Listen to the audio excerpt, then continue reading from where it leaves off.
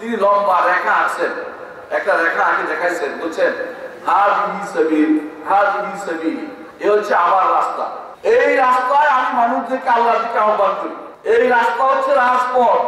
এর আশেপাশে ছোট ছোট চোরাগলিগুলি আছে। প্রতিটি চোরাগলিতে একজন লোক দাঁড়িয়ে আছে, একটা শয়তান দাঁড়িয়ে আছে। একটা শয়তান দাঁড়িয়ে বলে হালুক কইলাইয়া, আমার দিকে আসো, আমার দিকে আসো।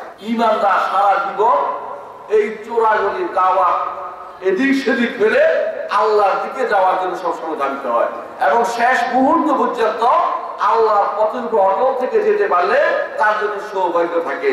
আর যদি যে কোনো মুহূর্তে চোরাগলিতে ঢুকে গেল, রাজপথ হারিয়ে ফেললো এবং সে জান্নাতের পথ হারিয়ে ফেললো। এইটাই হচ্ছে রাসূলুল্লাহ সাল্লাল্লাহু আলাইহি ওয়াসাল্লাম পরীক্ষিত দেখানো যে এই পদ্ধতি অনুসরণ করতে হবে, যে কোনো মূল্যে তোমাকে সঠিক পথে থাকতে হবে। মুহাম্মদ রাসূলুল্লাহ সাল্লাল্লাহু আলাইহি ওয়াসাল্লাম মানুষদেরকে ইসলামের দিকে ডাকছে না, ইসলামের দিকে ডাকছে।